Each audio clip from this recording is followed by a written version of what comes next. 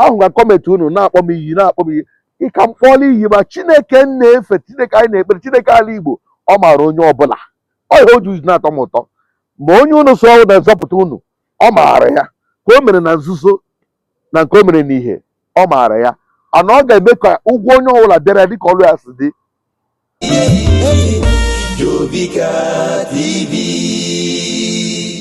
Poised to reach you with the truth.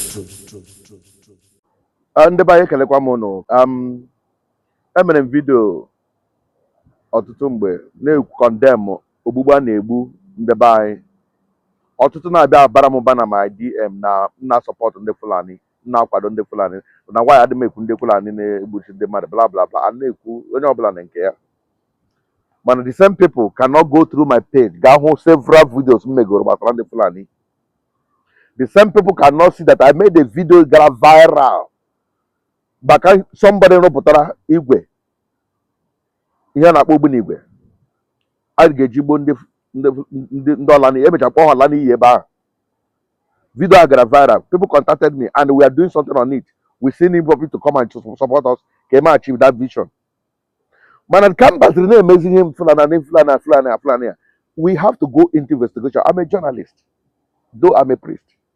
I read journalism, went into investigative journalism to discover that ndị Fulani na-atụ ndị Igbo ụjọ karịa every other tribe na this ụwa niile.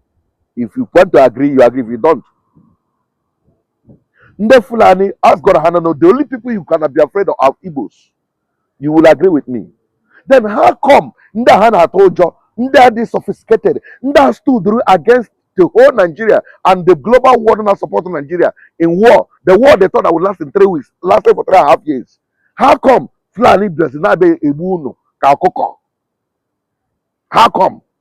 Give high level of propaganda. This crop of stupid, wicked idiots are fighting for freedom. They use to just kahana egbu ụmụ Igbo. Na ndị mmadụ ego.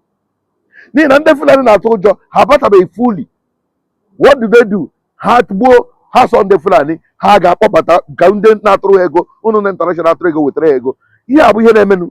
Chineke kere eluigwe n'ụwa to confirm this eme gentle voice note gentle tụrụ nje makeup ya that na ha ga-aga rụọ ọrụ na ndụ this zog ndị ikwu nne ha gwere ofu onye dewe sụọrọ ya Fulani nke ọzọ asụọ ya na bekee. If you want to live, don't want to live. If I not live in our area, I go kill them for you. The video agba n'ihu akwụkwọ unu ahụcha ya Chineke gba ya ọtọ gentle apụtasị na ọ ya wakwuru ya mana ya kwuru ya last year unu ekwere ka unu hụ na enwere nnụọ some of you dey very stupid. O kwuru ya last year, o kwuru ya this year, o kwuru ya next year. The truth of the matter bụ ha pụta ha gbuo ebo ndị Fulani. That is the end of discussion in that video. Then gị nọkwa na-ekwu okwu na this rụrụ ala gị nwekwe the god ị na-eme attack na support na contribute enye ego ekpere wu that you will sponsor ị ga-efeed agwọ ga-atagbu gị gị na agwọ ahụ ị na-enye nri na-akpọ ya nwa gị na-akpọ ya your pet ka pet ahụ agwọ ahụ ị na-enye as pet ọ ga-atagbu gị one day. Ekpere m n'ebe ị nọ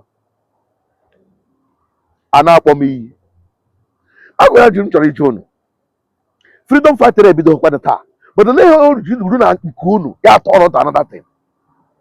Ndị amị na-eme nka. Let me tell you, there are many places adịm ahụ ndị amị.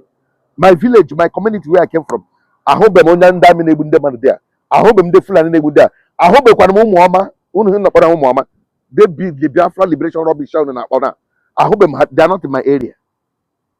Many other area but ga check ebe unu ndị amị na-aga arụ ala na-akpọpụ ọbara ebe a ka enwere the same people unu na-akpọ ụmụọma gaa lee n'Ọsụ mgbe Ozukwu lụrụ agha niile ọ lụrụ o nweghị any particular community gbara ọsọ on exile until ndị Biafra liberation rubbish ebido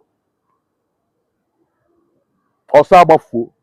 Enwere somebody mma papa ya nwụrụ ọ nọrọ 2 years na mortuary ọ bụrụ na enweghị ego eji eli ya ọ bụrụ na achọghị eli ya ọ gịnị na ya ga-abịa setụlụ ha before ya elie. The problem wee bi isetụlụ ha bịa ilie ha ga-anwụrụ mmadụ ole sọrọ ha n'ime ha na-anyakwa unu ego ọzọ ha werezi mpa ha gbafuo hapụ obodo.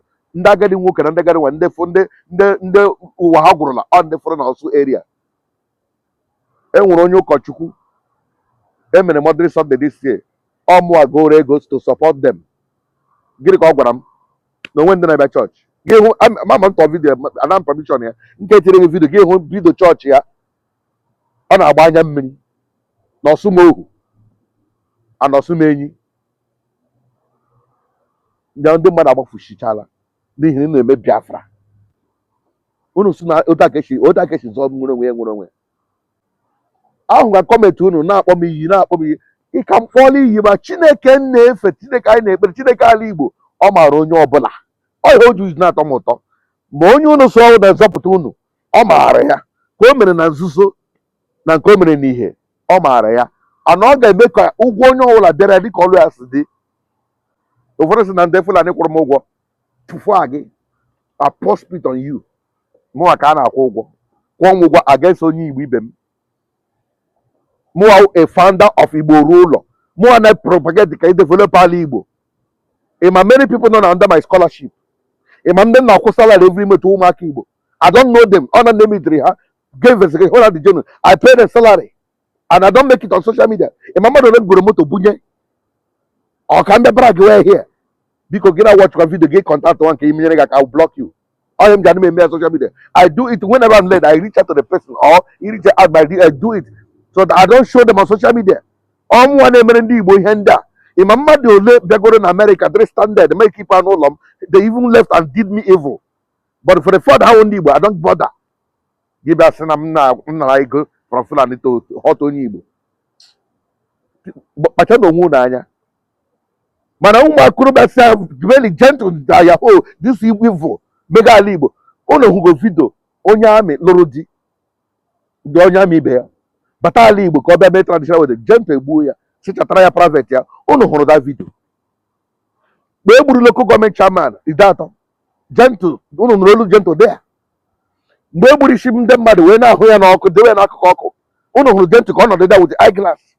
Ọwụta ka o gburu gentle started killing under iko nsọ so ọwụta ka a bidoro egbuwe okwu okwe na vidio ya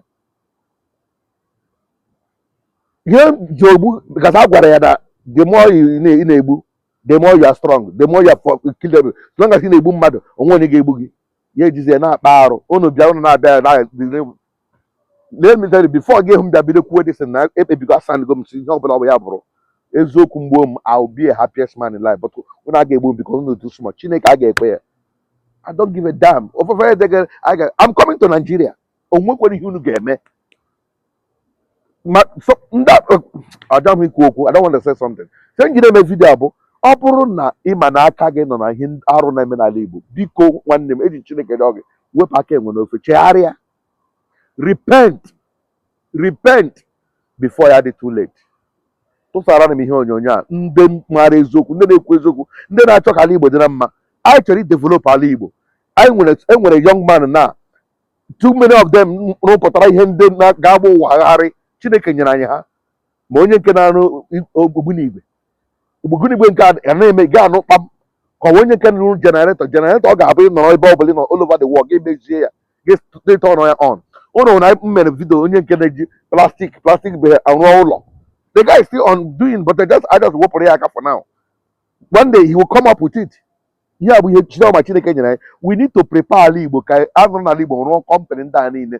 This amụma ha eburu na ala Igbo ga-abụ the next Dubai, Japan ka ọ bịa na mmezu n'oge nke ma. That is my mission.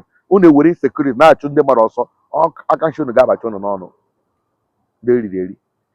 Unu nwa na-atụrụ ha ego from abroad ha na-eji ya na-egbuchi ndị be anyị. Ọ ga-eru unu aka ahụ ma unu na-acha arịa except unu ama udo dịrị unu. Jovika TV, poised to reach you with the truth.